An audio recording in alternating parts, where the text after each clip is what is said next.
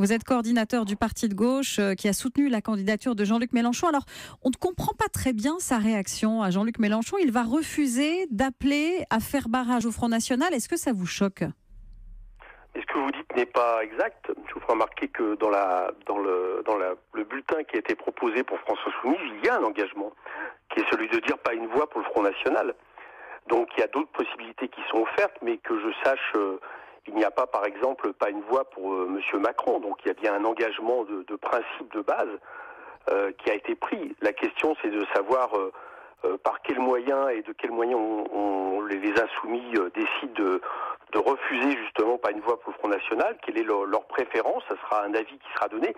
Et Jean-Luc Mélenchon avait toujours dit qu'il avait un mandat donné par la plateforme France Insoumise, qu'il respecterait, se présenter, défendre le programme, essayer de gouverner le pays, et qu'il n'avait pas comme mandat de donner une consigne de vote pour les 450 000 insoumises et insoumis de la plateforme. Donc nous respectons ces formes de démocratie. Ça n'empêche pas que nous faisons une hiérarchie évidente entre deux mots pour la France, parce que ce seront deux issues qui sont mauvaises pour la France.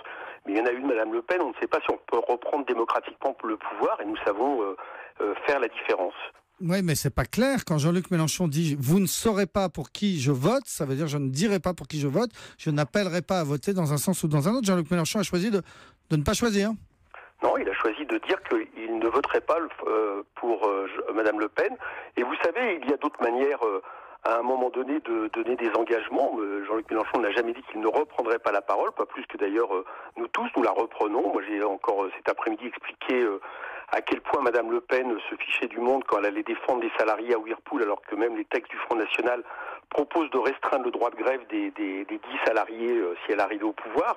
Donc on peut évidemment donner l'avis, mais vous savez, au lieu de vous intéresser à ce point-là, ce que nous pensons, il faudrait peut-être demander à Monsieur Macron d'essayer de conforter le résultat qui lui est pour l'instant donné par les sondages. Je vous rappelle qu'il est quand même de 65 à 35%, parce que le problème que nous avons, c'est que nous avons un candidat qui est sur son piédestal et qui considère que son bulletin de vote vaudra forcément adhésion. Et ça, c'est impossible.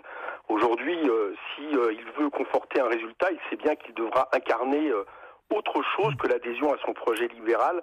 Pardon Éric Coquerel, mais quel est l'intérêt d'avoir organisé cette consultation auprès des militants de la France Insoumise ?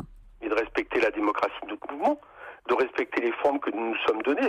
France Insoumise n'est pas un parti, c'est un mouvement, et il nous semble naturel que, avant que éventuellement les uns et les autres expliquions, proposions, défendions ce que nous voulons faire par rapport à ce deuxième tour, eh bien les insoumis indiquent leur choix.